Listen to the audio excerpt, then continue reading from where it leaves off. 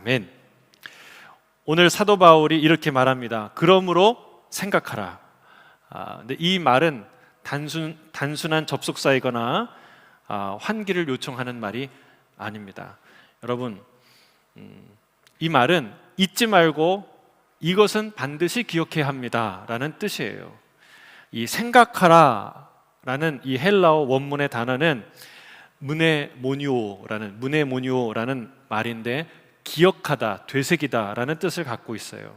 그러니까 단지 좀 잘 생각해 봐라, 한번 상상해 봐라 라는 정도의 권유의 뜻이 아닙니다. 그러니까 이런 뉘앙스로 읽어야 돼요. 따라서 너희는 기억하라. 따라서 너희는 기억하라. 근데 사실 원문에는 이 말이 두 번 나옵니다. 11절에도 나오지만 12절에도 나와요. 영어 성경에는 두 번 remember라는 단어가 반복이 됩니다. 한글 성경에는 그 말이 생략되었어요. 11절에 그 이어지는 의미가 분명하기 때문에 생략한 것 같아요. 그러나 원문에서 두 번이나 언급된 그 반복의 의미를 반영한다면 이 말은 이렇게 해석하는 게 맞습니다. 따라서 너희는 꼭 기억하라. 따라서 너희는 반드시 기억하라. 여러분, 이런 말이 나오면 좋은 거예요. 행복한 거예요. 이렇게 성경에서 다 어려운 말 같은데 여기가 중요해, 굉장히 중요한 포인트야 라고 얘기해주는 아주 좋은 도움이에요. 자, 무엇을 기억하라는 말일까요? 그런 의미를 가지고, 그런 생각을 가지고 11절과 12절을 다시 한번 읽어보겠습니다. 11절 12절 시작. 그러므로 생각하라. 너희는 그때의 육체로는 이방인이요 손으로 육체에 행한 할례를 받은 무리라 칭하는 자들로부터 할례를 받지 않은 무리라 칭함을 받는 자들이라. 그때에 너희는 그리스도 밖에 있었고 이스라엘 나라 밖의 사람이라. 약속의 언약들에 대하여는 외인이요 세상에서 소망이 없고 하나님도 없는 자이더니. 자, 읽어보니까 어때요? 뭐를 꼭 기억하라고 사도 바울이 당부합니까? 그때에, 구원받기 전에 너희가 어떤 상태였느냐, 도대체 어떤 상태로부터 구원받았느냐를 기억하라는 거예요. 그렇죠? 자, 어떤 상태였습니까? 첫째로는 육체적으로는 이방인이에요. 이스라엘 사람이 아니잖아요. 이방인이었어요. 육체의 할례를 받았던 유대인으로부터는 무할례자라는 꼭 불리는 사람들이었어요. 또 영적으로 보면 그리스도 밖에 있었던 사람들이에요. 또 물리적으로 보면 이스라엘 나라 밖에 있었던 사람들이에요. 또 그 언약의 그 말씀, 약속의 언약에 대해서도 외인, 밖에 있었던 사람이에요. 또 하나님 밖에 있었던 사람이에요. 그리고 소망도 없었던 사람이에요. 한마디로 뭐예요? 완전히 밖에 있었던, 소외됐던, 전혀 소망이 없었던 사람이 바로 너희였다라고 지금 말하고 있는 거예요. 물론 헬라인이나 로마인, 이 유대인을 봤을 때 우리가 너희를 소외시킨 거지 너희가 우리를 소외시킨 게 아니다, 이렇게 볼 수 있어요. 그러나 그거는 세상의 관점이에요. 여러분, 하나님을 믿고 나서 변화되는 게 있는데 그게 관점이 바뀐다는 거예요. 세상을 보는 눈이 바뀐다는 거예요. 여러분, 그게 믿음이고 신앙입니다. 아직도 세상 사람들은 기독교인을 소수로 취급하죠. 어떤 광신도 무리, 이 주일날 놀러도 안 가고 이 햇볕 좋은 날 놀 곳이 누릴 게 얼마나 많은데 매주 저렇게 가서 예배드리는 어떤 약간 좀 정신이 나간 사람들처럼 치부하죠. 그러나 여러분, 성경과 복음, 믿음을 가지면, 성경과 복음의 눈을 가지면 완전히 보는 눈이 바뀝니다. 여러분, 진짜 소수는 누구고 진짜 다수는 누구입니까? 누가 주인공이고 누가 들러리입니까? 누가 세상의 중심이고 누가 소외된 자입니까? 여러분, 내가 예수님을 믿고 하나님의 자녀가 됐고 하나님 나라의 상속자가 되었다는데 아직도 이것에 대해서 확신이 없는 분들이 참 많아요. 여러분, 세상의 중심은 누구예요? 하나님은 누구를 지켜보세요?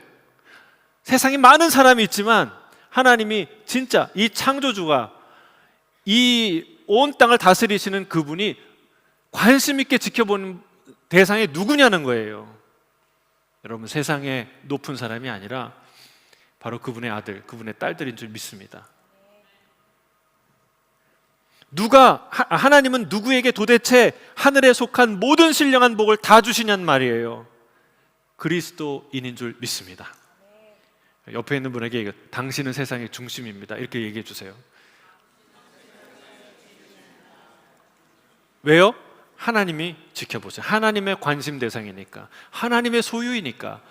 여러분, 이게 감정과 생각이 괴리됐잖아요. 이거를 자꾸 일치하는 게 그게 신앙이에요. 성경이 말하는 게 사실이에요. 자, 곧 쓰나미가 덮쳐서 모든 것이 수장될 그 도시에 방금 비행기가 하나 이륙했어요. 출발했어요.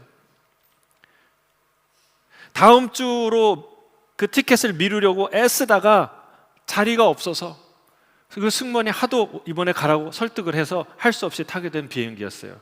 근데 이륙하면서 보게 되는 거예요. 그 밑에 벌어지는 광경, 도시가 수장되는 그 장면을 목격합니다. 그 옆을 지나가던 승무원이 이렇게 말하는 거예요. 자기랑 실갱이했던 승무원이 이렇게 얘기하는 거예요. 자, 보십시오. 그리고 기억하십시오. 여러분이 얼마나 끔찍한 위기에서 탈출하게 되었는가, 얼마나 다행인가 생각하시고 기억하십시오. 저 도시에는 나보다 돈이 더 많은 사람도 있고, 권력이 더 많은 사람도 있고, 명성을 더 많이 가진 사람도 있지만 그들의 명성과 재력과 권력이 아무도 그를 구원하지 못했다는 거예요. 여러분, 승무원이 연장하는 것을 말리지 않았다면, 빈자리가 생겨서 연기되었다면 그는 영락없이 그 끔찍한 재앙의 희생자가 되고 말았을 것입니다.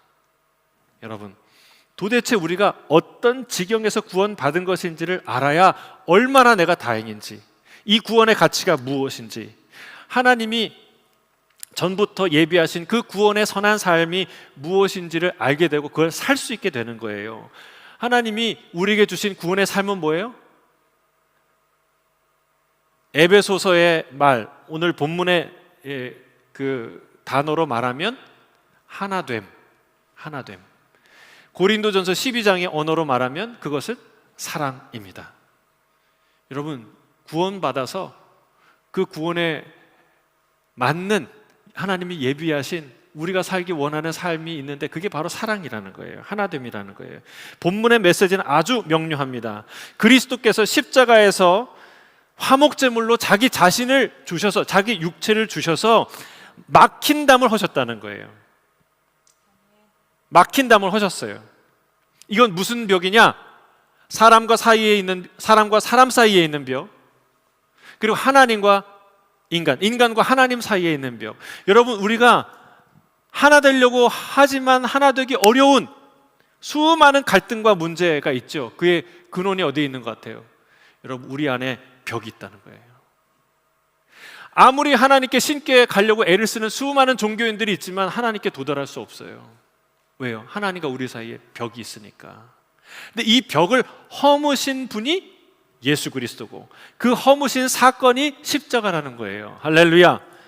여러분, 이 놀라운 일들이 우리 안에 일어났습니다. 그런데 여러분, 질문 하나. 왜 굳이 너희가 전에 어떤 상태에서 구원받은 것을 생각하라고, 기억하라고 사도 바울은 강조하고 있을까요? 왜?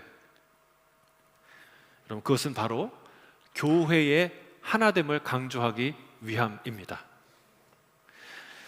교회의 하나됨은 그리스도의 위대한 업적이요 선물이라는 거예요. 그 가치를 알려면 우리가 처했던 비극을 알아야 되는 거예요. 또 그 교회의 하나됨을 이루려면 역시 내 자신이 도대체 어떠한 처참한 지경에서 구원받았는지를 알아야 한다는 거예요. 그래야 하나됨을 이룰 수가 있다는 사실이죠. 여러분, 1만 달란트 빚진 자의 비유를 기억하세요. 묵상하세요. 항상 염두에 두시길 바랍니다. 1만 달란트 빚진 자가 탕감을 받았는데 얼마나 그 큰 받은 은혜가, 탕감이 큰 것인지, 얼마나 큰 짐을 벗었는지 기억하지 않았기 때문에 어떤 일이 일어납니까? 백데나리온 빚진 자의 멱살을 잡고 그 사람을 자기 감옥에 가둔 사건이 일어난 거예요. 그게 얼마나 파렴치한 일이고 앞뒤가 안 맞는 일이고 분수에 안 맞는 일이고 얼마나 이상한 일입니까? 근데 그런 일이 일어난다는 거예요. 내가 나의 처참했던 과거를 잊지 않고 내게 행하신 하나님의 그 놀라운 은혜와 사랑을 또렷하게 기억할 때 비로소 백데나리온 빚진 자를 용서할 수 있고, 그리고 그런 사람들을 용납할 수 있는 그런 마음이 열리게 된다는 사실입니다. 여러분, 진짜 문제는 뭐냐? 우리는 자주 잊는다는 거예요. 자주 잊어버립니다. 깊게 생각하지 않고 오래 기억하지 않습니다. 시편 116편을 지난주 수요일 날 우리가 살펴보았는데, 그때 이스라엘 백성이 하나님을 시험하고 거역하는 이유는 한 가지예요. 뭐냐면 그들이 기억하지 않아요. 수많은 기적과 말씀과 은혜를 하나님께서 계속 주시고 부어주시는데 그들은 그냥 돌아서면 잊어버려요. 하나님의 명령을 거부하고 불순종해요. 어디에서 그런 일이 일어났습니까? 곳곳에서, 홍해 앞에서, 시내산에서, 광야에서, 가데스바네아에서, 심지어는 가나안 들어가서까지 그들은 하나님을 거역합니다. 왜? 기억하지 않으니까. 하나님이 무슨 일을 했는지 기억하지 않고 자기가 어디에서 구원받았는지 깊이 생각하지 않는 거예요. 여러분, 기억하시길 주의 이름 축복합니다. 그래야 하나님을 거역하지 않아요. 여러분, 지금 이스라엘이 전쟁 중에 있는데 이스라엘이 철저히 기억하는 역사적 사건이 있습니다. 그게 뭐냐면 홀로코스트예요. 그들은 홀로코스트를 기억하는 날을 정했어요. 욤 하쇼아라는 날인데 니산월 27일이에요. 모든 기관이 다 조기를 개항하고 홀로코스트의 600만 명의 희생자를 상징해서 6명의 생존자가 횃불을 점화하는 그런 의식을 합니다. 그리고 대통령과 총리가 나서서 TV 연설을 합니다. 그리고 그 TV에는 예능 오락 프로그램을 다 중단합니다. 그리고 홀로코스트의 생존자 증언 중심의 다큐 방송을 계속 틀어주거나 아니면 차분한 추모 음악을 계속 틀어줍니다. 공연장, 극장 문 다 닫습니다. 학교, 군대, 기관별로 추모식을 별도로 거행합니다. 가정에서도 가정마다 촛불을 켜고 희생자의 이름을 낭독하며 추모합니다. 가장 상징적인 일은 뭐냐면 그날 오전 10시에 2분간 사이렌을 울리는데 이때 모든 사람이, 모든 것이 다 정지하고 그 묵념을 해야 돼요.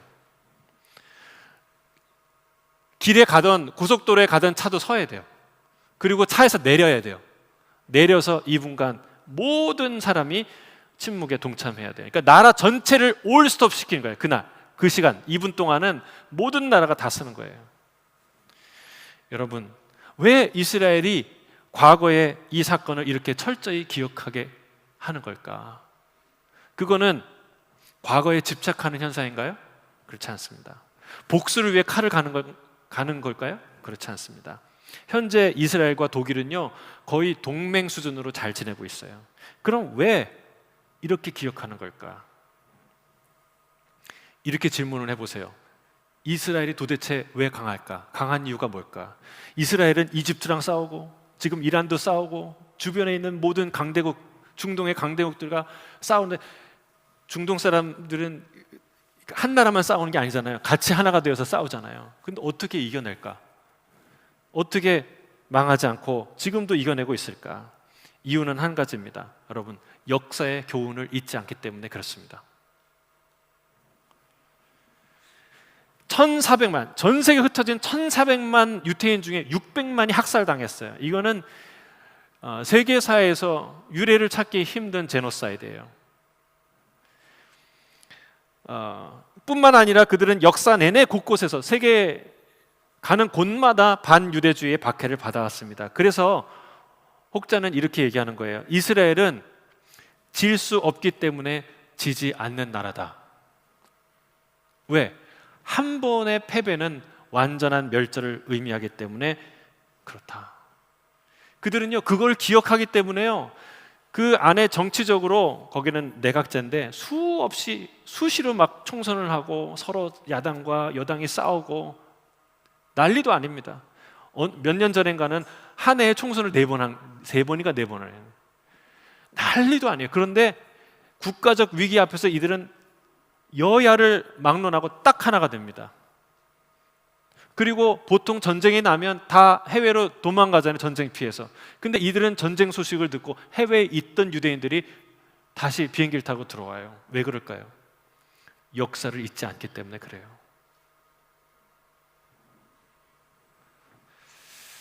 여러분, 역사를 기억하는 것은 현재를 위한 일입니다. 내가 어떤 상태에서 구원받았는가를 철저히 기억하고 생각해야 되는 이유는 내가 현재를 그리고 미래를 어떻게 살아가야 될 것인지의 답이 거기 있기 때문에 그렇습니다.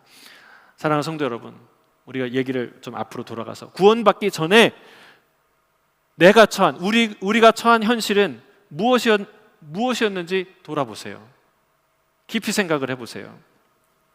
도대체 어떤 상태에서 우리가 구원을 받은 것입니까? 한마디로 말하면 밖에 있던 자들, 철저히 소외된 상태였어요. 구제불능의 상태였어요. 하나님의 구원에 관해서는 그 어떤 연결고리도 없었던 자들이었습니다. 하나님의 약속의 언약들이 있던 이스라엘 밖에 있었던 자들이며 그들에게 주었던 언약의 증표였던 할례조차도 없었던 자들이고 유대인으로 오셨던 그리스도조차도 알지 못했던 자들이고 그 십자가의 복음조차도 들어보지 못한 사람들이었어요. 전혀 어떤 연결고리도 없었던 사람들이었어요. 이게 얼마나 심각한 상황이냐? 여러분, 마치 태양이 없는 지구에, 달도 없는 지구에, 게다가 물도, 공기도, 식물도, 사람도 없는 행성에 철저히 홀로 버려진 그 지구에 살 자신이 있으세요? 아무도 살 수 없죠. 그렇게 고립된 존재였다는 거예요. 그래서 사도 바울은 우리에게 뭐라고 얘기하냐면 죄와 허물로 죽었던 존재다. 죄와 허물이 얼마나 많으면 그 죄와 허물로 우리가 죽었던 존재인가. 본질상 진노의 자녀였다라고 말하고 있습니다. 우리는 마치 엄청난 지구의 종말 쓰나미 앞에서 작은 잔치를 벌이고 있는 그런 사람들과 같았어요. 구원의 방주가, 구원의 비행기가, 우주선이 있다는 소식조차 알 수 없었고 알았던 자들도, 들었던 자들도 롯의 사위들처럼 가볍게 무시하고 말았던 거죠. 롯의 사위가 어떻게 했어요? 여기에 하나님, 소돔과 고모라에 불을 내리신다고 그러니까 뭐라 그랬어요? 농담으로 여겼어요. 농담으로. 여러분, 재앙은 농담으로 여길 수 있어요. 왜? 지금 현재 안 일어나니까. 지금 아무것도 없고 지금 똑같으니까, 어제와 똑같은 오늘을 사니까 그래요. 근데 이게 저주받은 귀라는 거예요. 너무나 안타까운 거예요. 여러분, 이미 눈과 귀가 가려서 복음을 들어도 깨닫지 못하는 그런 저주받은 상태였다는 거예요. 희망이라고는 전혀 보이지 않는 그런 존재가 바로 우리 자신이었다라는 것입니다. 자, 이 정도 얘기를 하면 이렇게 별로 실감이 안 돼요. 근데 성경은 우리의 실존, 우리의 내면과 우리의 삶이 얼만큼 부패해 있는지 구체적인 이야기로 또 합니다. 디도서에는 이런 말이 있어요. 디도서 3장 3절 같이 읽어볼까요? 시작. 어리석은 자요, 순종하지 아니한 자요, 속은 자요, 여러 가지 정욕과 행락의 종노릇한 자요, 악독과 투기를 일삼은 자요, 가증스러운 자요, 피차 미워한 자였으나. 하나하나 보세요. 이게 내 안에 뭐가 있는지. 그리고 자, 디모데 후서 3장에 보면 말세에 일어날 현상이라고 언급했는데 사실은 이게 이미 있어 왔던, 지금도 있는 죄의 현상인 것을 알 수 있어요. 같이 한번 읽어보겠습니다. 2절부터 4절 시작.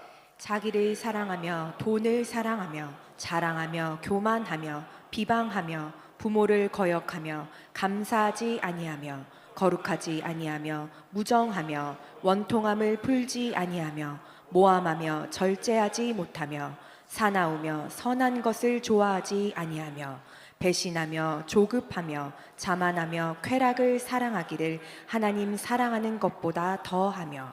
야, 이게 내게 있는 것을 찾는 것보다 없는 것을 찾는 게 훨씬 쉬울 것 같아요. 그렇지 않습니까? 여러분, 죄라는 건 뭐예요? 누가 죄인이 됩니까? 100가지 법이 있으면 100가지 법을 다 어겨야 죄인이 됩니까? 아니죠. 한 가지만 어겨도 죄인이 되죠. 근데 여기 보세요. 이 중에 한 가지만 있어도 우리는 죄인인데 여기에 없는 게 거의 없을 정도로 우리의 상황은, 우리의 상태는 심각한 거예요.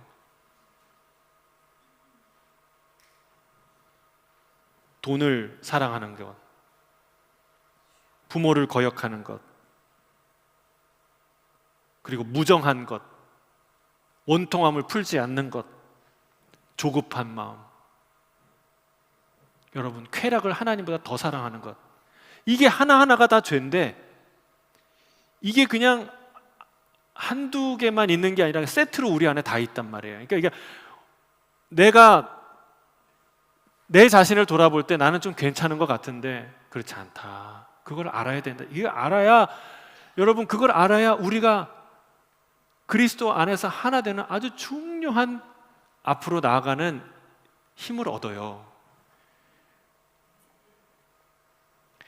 자, 이랬던 우리에게 하나님께서 어떤 일을 행하셨는가, 십자가에서 무슨 일을 하셨는가, 그게 도대체 우리에게 어떤 의미와 영향을 주었는가 하는 게 이제 13절부터 18절 말씀이에요. 우리 다 같이 한번 읽겠습니다. 13절에서 18절 시작.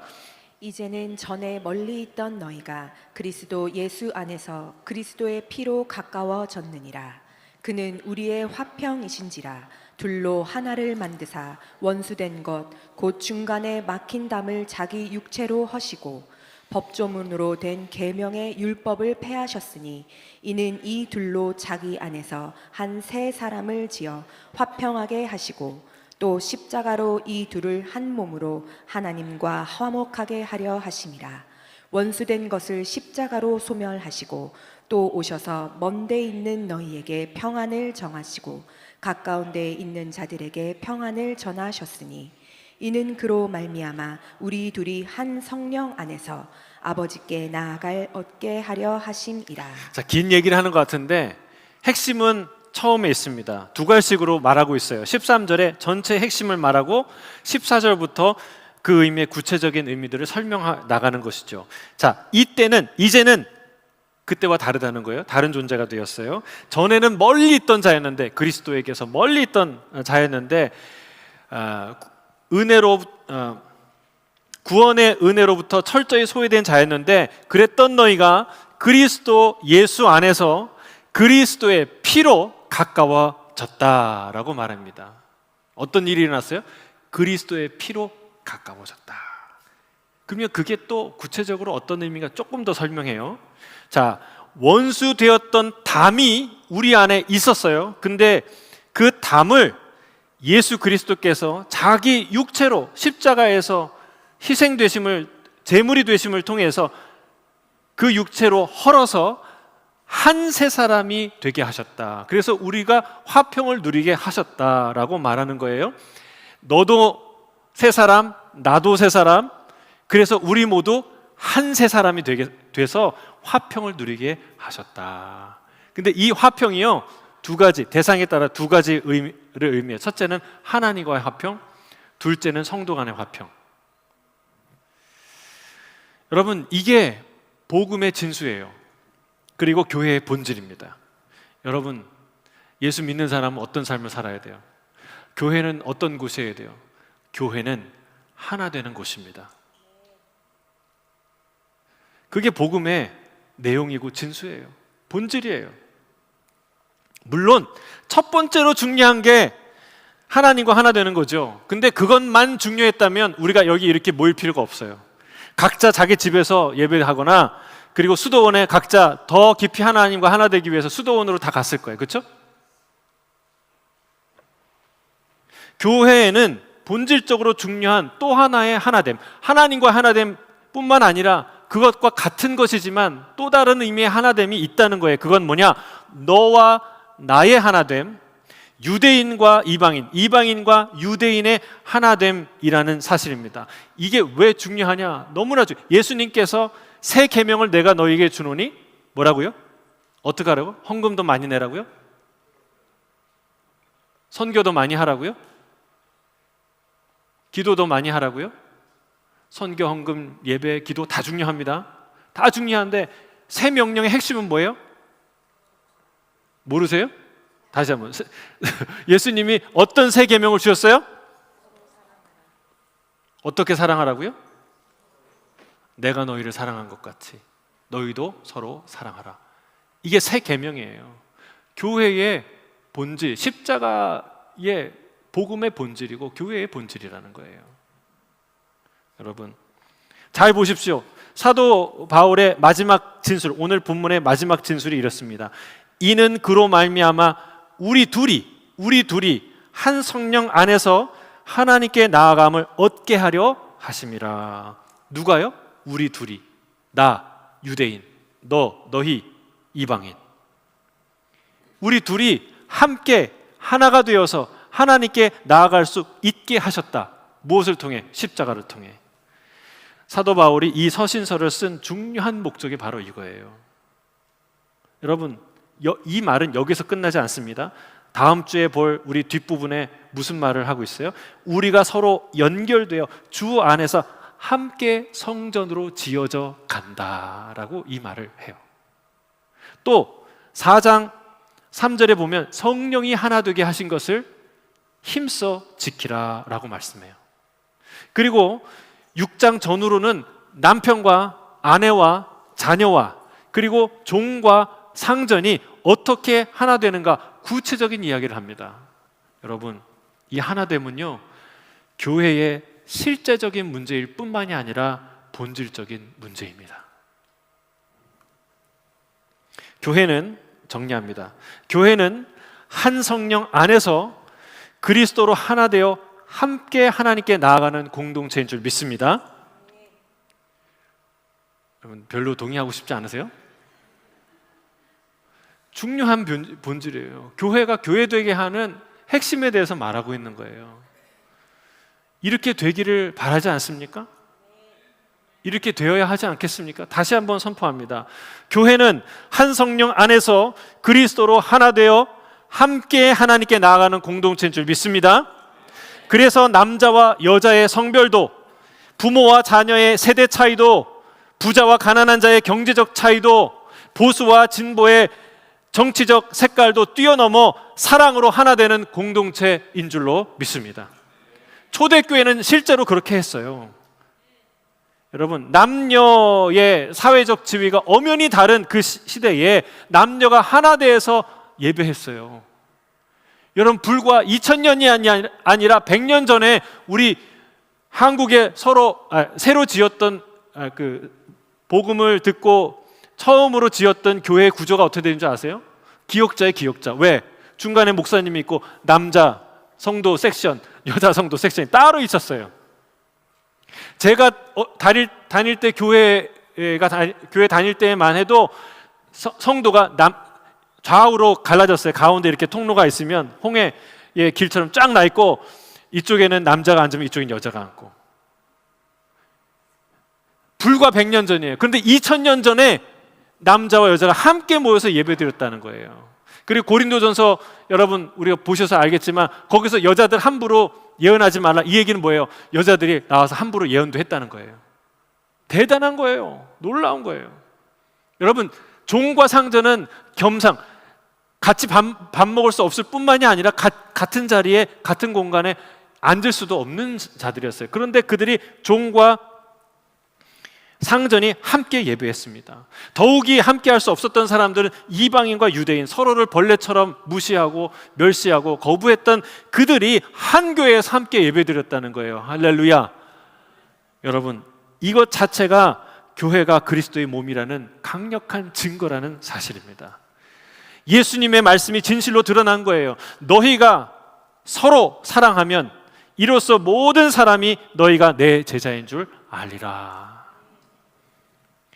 사람들은 도저히 함께 할 수 없는 자들이 서로 사랑함으로 수족처럼 몸처럼 연결되어서 한 몸이 되는 것을 직접 보면서 도전과 충격을 받은 거예요. 진짜구나. 저게 뭔가 있구나. 사랑할 수 없는 자들을 사랑하는 그들을 보면서 충격을 받는 거예요. 여러분, 우리가 세상에 줄 수 있는, 이 교회가 세상에 줄 수 있는 메시지는 더 큰 교회가 아니라 더 사랑하는 교회인 줄 믿습니다. 더 사랑하는 교회. 그게 세상에 복음을 강력하게 데몬스트레이션 하는 그런 능력이라는 거예요.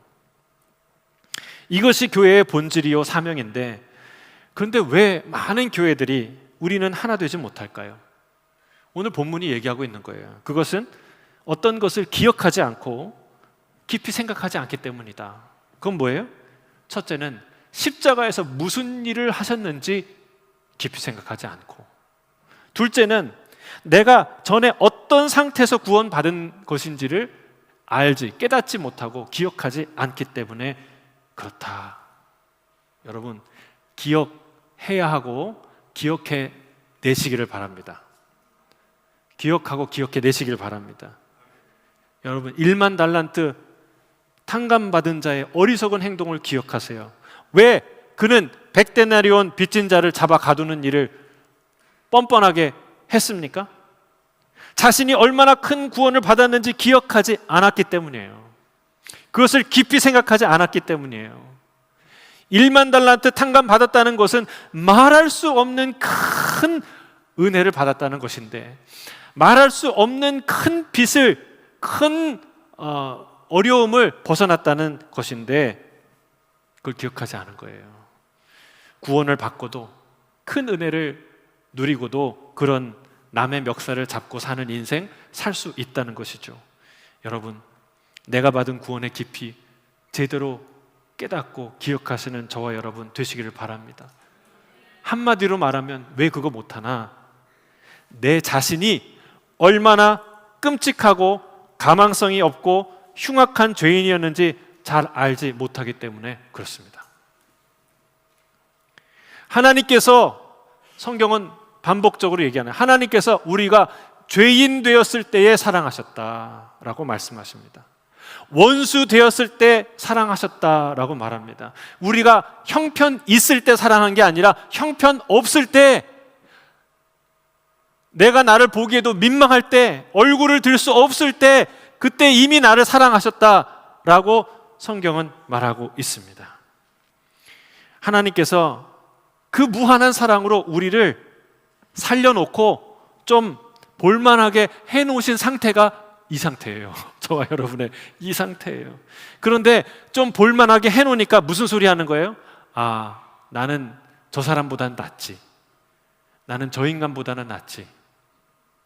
나는 좀 원래부터 조금 구원받을 가망성이 있는 사람이지. 여러분, 그런 착각을 하는 거예요. 그 과정을 다 아신 분, 전 과정을 다 아신 분, 우리가 얼마나 깊은 죄악의 절망에 있었던 존재인지 아시는 분이 그 얘기를 들으면 여러분 어떻게 보겠어요? 기가 막힌 상황인 거예요. 여러분, 주님께서는 우리가 모를 수 없게 분명하게 얘기해 주셨어요. 힘써 강조하셨습니다. 남의 눈에 티는 너무 잘 보이는데 내 눈에 들보는 잘 안 보인다. 하루살이는 걸러내는데 남몰래 어제 저녁까지 꿀꺽꿀꺽 삼켰던 그 낙타는 잘 기억 안 한다는 거예요. 숨긴다는 거예요. 어떻게 이 더러운 거를, 남이 먹었던 것을 먹어? 유별나게 먹는 걸 그걸 까다롭게 챙기는 그 사람이 사실은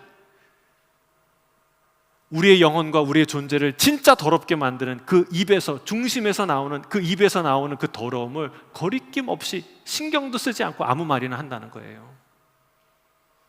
여러분, 남의 흉은 쉽게 보입니다. 내 허물은 어렵게 봐야 합니다. 잘 보이지 않습니다. 그래서 우리가 서로를 사랑하기 힘든 거예요. 나만 손해보고 나만 상처받는 줄 느껴요. 그러나 절대로 그렇지 않아요. 그건 객관적인 현실이 아닙니다. 누가 상처를 줬겠어요? 나는 상처를 안 줬을까요? 나는 불편한 존재가 아닐까요? 여러분, 그렇지 않습니다. 내가 받은 은혜를 생각해야 돼요. 내가 받은 용서를 생각해야 돼요. 내가 얼마나 깊은 죄 가운데 있었는지 알아야 돼요. 바로 그것이 누군가를 담대하게 사랑할 수 있는 지혜와 용기와 힘이 될 줄로 믿습니다. 내가 용서받은 죄인이라는 것을 기억할 때야 비로소 성령께서 남을 사랑할 수 있는 마음을 활짝 여시고, 그리고 남에게 먼저 손 내미는 용기를 주신다는 거예요. 여러분, 상상해 보세요. 통일이 되었는데 아무도 움직이지 않는다면, 남쪽에서 북쪽으로 한 사람도 올라가지 않고 북쪽에서 남쪽으로 한 사람도 내려오지 않는다면 그게 통일입니까? 여전히 분단 국가죠. 여러분, 하나님이 우리 사이에 아무도 넘을 수 없는, 아무도 흔들 수 없는 그 거대한 높은 벽을 다 허무셨는데 아무도 왕래하지 않는다면, 아무도 내 편에서 가지 않고 그 편에서 오지 않는다면, 여러분, 그것은 십자가를 어떻게 만드는 거예요? 어리석은 거, 무의미한 거로 만드는 어리석은 행동이라는 거예요. 사랑하는 성도 여러분, 오늘 말씀을 정리합니다. 주님은 오늘 주께서 십자가로 허문 그 담을 넘을 수 있는, 넘으려 하는 용기 있게 손을 내미는 한 사람을 찾는 줄로 믿습니다. 그가 저와 여러분 되시길 바랍니다. 그를 통하여 그리스도의 몸된 교회는 하나 되고, 하나님의 교회는, 몸된 교회는 큰 영광을 나타내게 될 줄로 믿습니다. 십자가로 막힌 분열과 갈등의 담을 여신 그 길을 주님과 함께 걷는 저와 여러분 되시기를 주의 이름으로 축복합니다. 아멘. 기도하겠습니다. 사랑하는 주님,